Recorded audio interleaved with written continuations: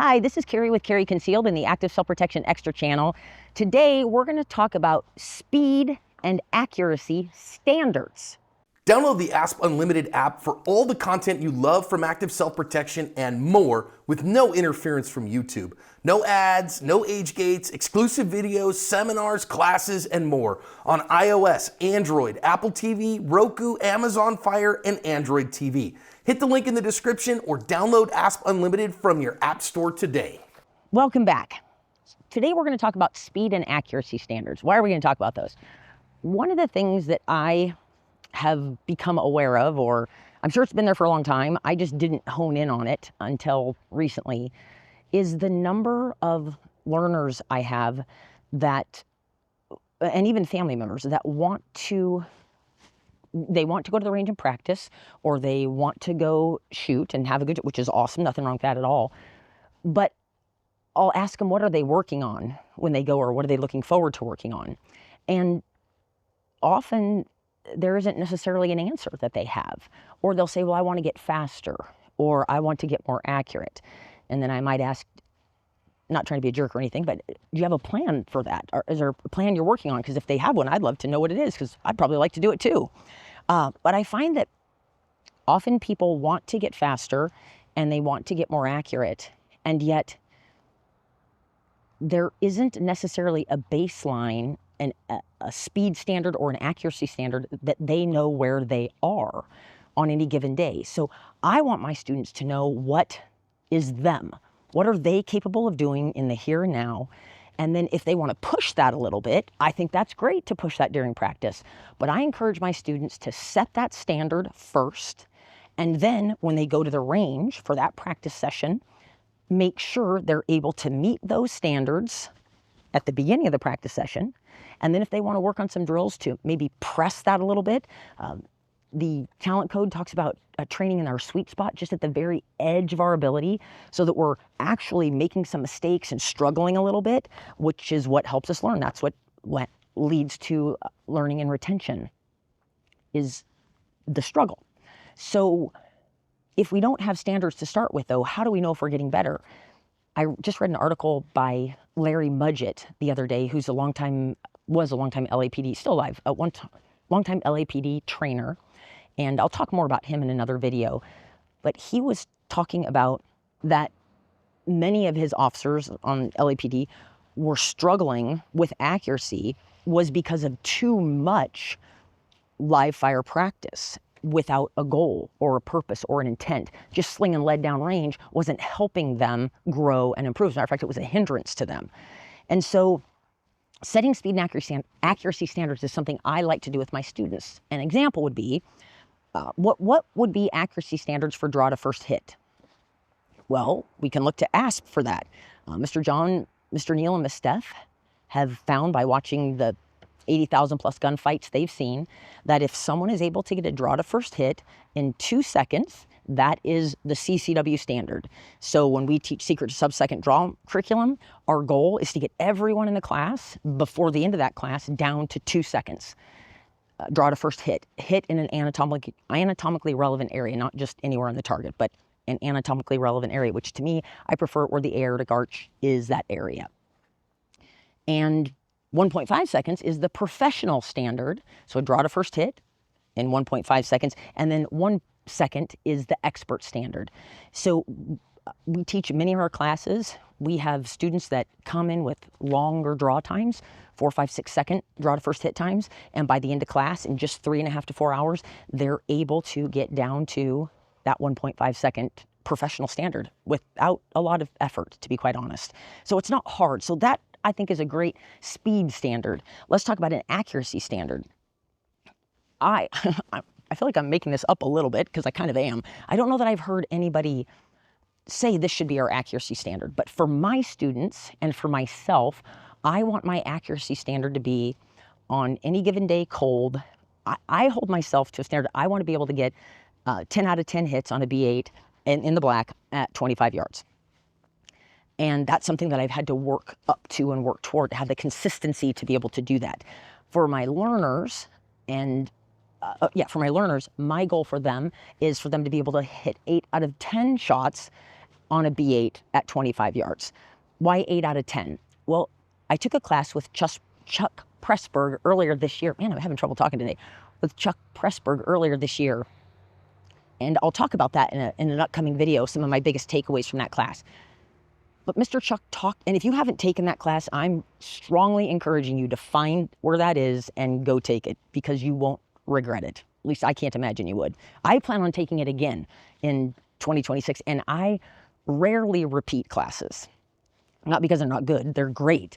I just only have so many training dollars and need to spread them around. But for Mr. Chuck's class, I was actually on my knee scooter because I'd had surgery on my leg, and so I didn't get to do the full standing and all that I wanted to be able to do. So that's part of why I'm taking it again, but also it's great material. But anyway, Mr. Chuck talks about that in special forces, that 80% rate when they're on a mission in the field, that's success. And so do I want all my students to be able to hit 10 out of 10 at 25 yards in a B8? I do. I really do. But the truth is, there are some limitations to that. Sometimes it's a mechanical aspect. We often hear the statistic that shooting is 90%, Masada Yuba said 90% mental, 10% physical. I agree wholeheartedly with that. And then a friend just gave me a book to the PCC, which is the Practical Pistol Competition, or Practical Pistol, anyway, from a long, long time ago. And it was a training book on that. And the author of that book explained that he believed that shooting is 70% mental, 10% physical, and 20% mechanical. And I completely agree with that. I was like, finally, somebody's talking about, because there are interfaces between your gun and the ammunition you're using in that gun. And a lot of people don't necessarily realize that. And often that's because sometimes they don't have the skills to be able to shoot in a precision way to even determine if that's happening.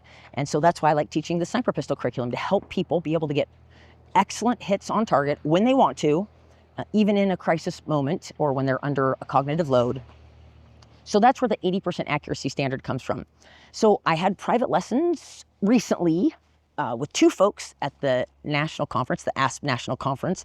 I hope if you've never joined us that you'll consider joining us next year for that.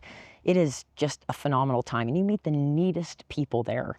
Truly the neatest people. So I had, without saying last names, my students were Mr. Brian and Mr. Dick. And by the way, I'm sure that next year, those private sessions before the conference begins, so the conference begins on Friday, Thursday, there are private sessions with a number of different instructors from the ASP cadre, and you can book a session with them, and the money that it costs for that private session goes directly to the camp. So instructors are volunteering their time, students are giving a donation to the camp with their and it's kind of like what Mr. Chris and Mr. Neal did with the Skills Summit in 2025, and I believe they're doing it again in 2026, having private lessons the day before. So when I had my private sessions with Mr. Brian and Mr. Dick, it starts something like this. I will ask them, what is your speed standard?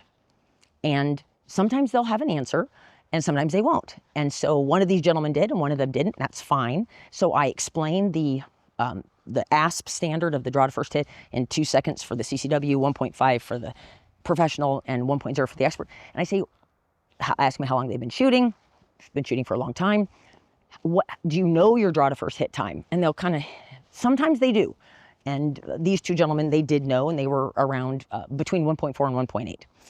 And so I encourage them to set whatever they want their draw to first hit standard to be, their speed standard to be. They set that, whether it's 2 seconds, 1 second, maybe it's even more than 2 seconds, and then they're going to work down. And then I encourage them, I say, what do you want your accuracy standard to be? And so we'll talk about, if we're not going to be working on precision shooting, we're just going to be working from the 7-yard line with all of our hits in the A zone, or we even ask for 80% of their hits in the A zone, or within 1 inch of the A zone, that sort of thing.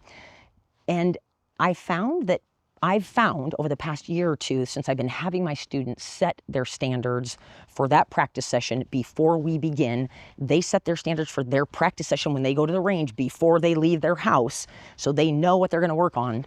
So the very first thing I had these two gentlemen do, which is what I do with my regular students here at home, is I'll have them step up and we'll measure their draw to first hit time, maybe 5 or 6 times, and then we'll check their accuracy standard. And if they're able to meet those standards, awesome. We know they can meet them. If they're not, and both of these gentlemen were able to meet it without question. And so that gives us a spot where we can start from. Okay, so you've got to draw to first hit in 1.5 seconds. Is that important to you to lower that? Or is there a different skill you'd like to work on? Well, I'd like to work on accuracy a bit. Awesome. What type of accuracy standard would you like to work at? Because the accuracy standard you just set, which was getting, 9 out of 10 in the A zone at 7 yards, that standard, you hit that. So that's awesome. So what would you like to do to improve that? And they'll have an idea of what they want to do to improve. And then we'll work on those skills, and they'll get to see some improvement, and they'll learn some great drills that they can practice with. And I find a lot of times when it's working with folks, it's usually helping them kind of get out of their own way. And I don't mean that in a mean way, but that really is what it is. Sometimes I find myself get kind of wrapped up in my own thinking, and I kind of get in my own way, or I'll judge my performance really harshly when I met the standard. And so we talk about meeting the standard is either yeah or no. It's not eh.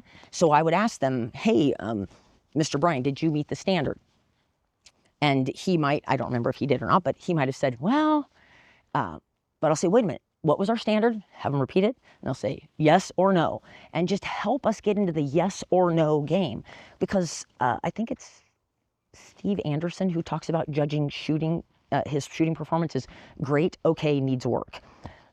I think that's awesome. I like, yes, I met the standard, no, I didn't. And then when I'm working on a skill to improve that skill, great, okay, needs work, seems to work really well for me. So then I have the students, once we've had a practice session together, I have them shoot their standards that they set before we had the session, and then we checked their standards at the beginning of the session. Then we check them at the end of the session and make sure they're still able to hit the standard that they set. And then that way they can have confidence, and they know that what they've worked on, that they were able to stretch and grow, but they don't feel this ambivalence of, am I able to do what I need to do when I need to do it or not? And that way they're also not slinging lead downrange for no reason. Not that that's a bad thing to do, but like Larry Mudd just said, it can cause some problems for people if it's done too much. So the next video, we're going to talk about skill degradation. What percentage of skill degradation do trainers see from the practice range or the practice field to the battlefield, or from the practice range to the street? So we're going to look at that next week. Thanks for joining us. We'll see you next week.